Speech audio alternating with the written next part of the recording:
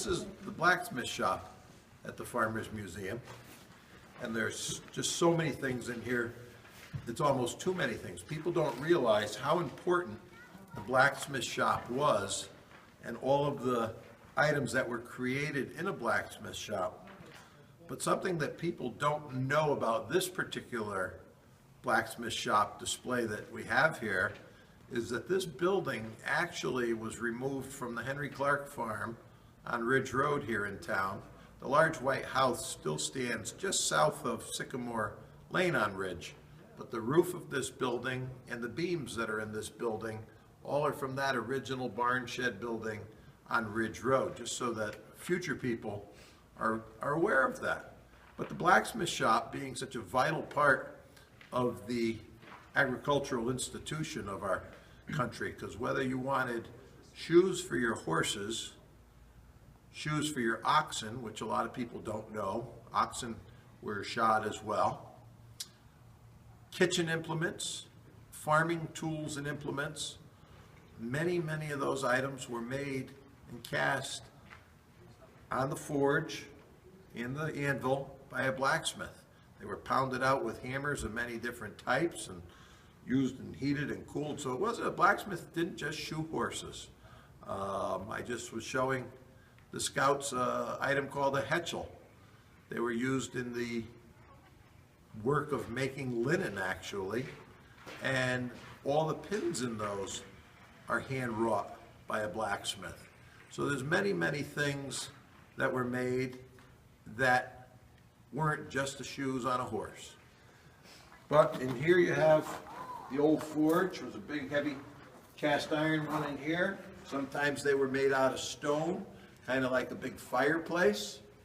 You have an ancient set of bellows in here. That was a set of bellows that would have been permanently mounted for a stone forge, and they would pull the lever up and down, which would open and close those bellows and create air into the fire to heat up the coals to get more temperature so that they could pound the iron and steel and make it into whatever item it was they were creating.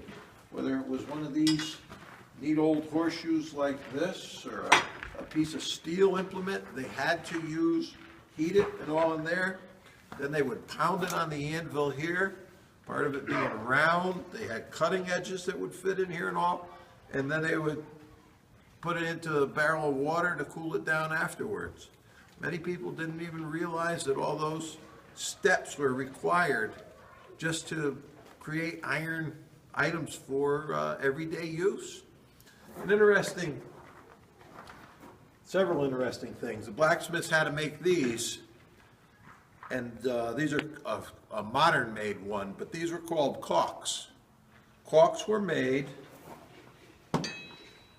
for winter shoes for horses working, and they would fit in these holes on here and be heated and pounded in, because when it was winter weather or icy weather, so that the horses would have traction and wouldn't slip and fall or get injured, believe it or not. So they had these, and these were kind of like the precursor to tire chains or studs in your tires or chains on your wheels.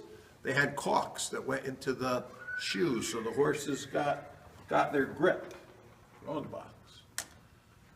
These are something that most people have no idea. These came from, I think these came out of East Haven, Connecticut. These are called swamp shoes. Most people don't know what swamp shoes are, but we used to make a lot of salt hay here out in the marshes in Milford and West Haven, East Haven, all along there. And what they did was, if the ground was extremely soft, to keep the horses from sinking into the marsh ground out there, they would use swamp shoes. And you'll see in here where they have it cut out for the heels of the shoe and the toe of the shoe. This went around the horse's hoof. There was a bolt went through it, and it just bolted it, and it fit on their hoof. It didn't go into their hoof. It didn't hurt them in any way. And this was like a flotation device for horses, so that they could work the marshland and all. People didn't realize all the things that were created. I thought there were some ox shoes in here, but I don't see any. But all of the items in a blacksmith shop that people created, sometimes you went to the blacksmith shop to just have new forks made. The blacksmith forged forks and kitchen utensils and stuff.